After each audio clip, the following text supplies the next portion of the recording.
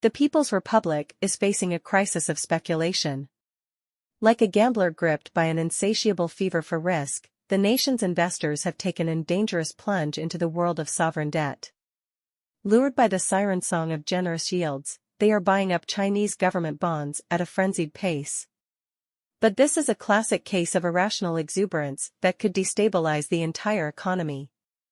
The signs are everywhere that a speculative mania has taken hold.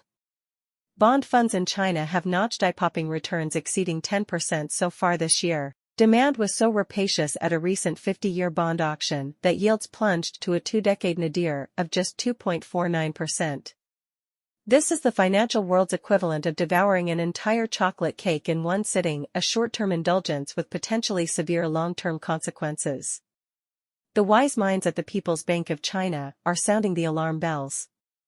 If bond yields rise in the future, products with longer duration exposure will face larger risks of a retreat in capital gains, the central bank warned through its media mouthpiece, the Financial News. These are the judicious words of the grandfather trying to instill prudence in his reckless grandchildren.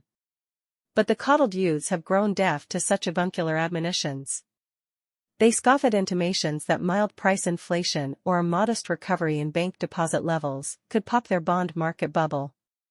Like dissolute princes, they have grown accustomed to an unsustainable life of luxury funded by illusory capital gains.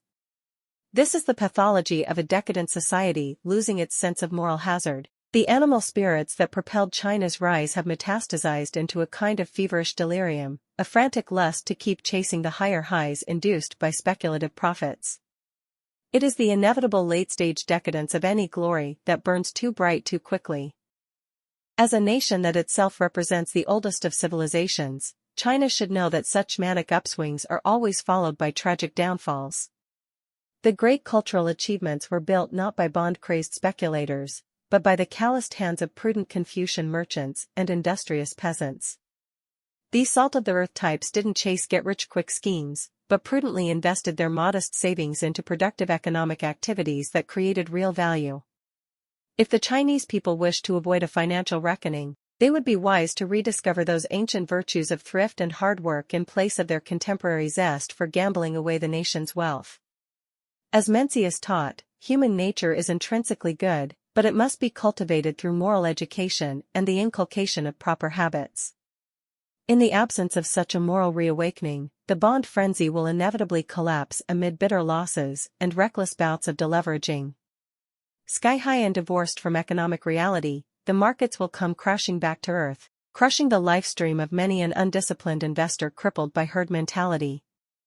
The lucky few who exit in time will flee to pastoral retreats to lick their wounds, ruefully reciting Tang dynasty poetry lamenting the errors of those driven mad by greed. Those who remain entrapped will only have themselves to blame. Having indulged their baser speculative impulses, they will pay the price through anguished losses while the wise grandparents at the PBOC sip chrysanthemum tea, shaking their heads in resignation at such reckless folly. So it has always gone throughout the cycles of rise and fall for great societies. The Chinese people would be well advised to heed their elders' cautions about moral virtue and economic temperance, before it is too late to avoid squandering this era of national resurgence on vain paper fortunes and empty market excesses.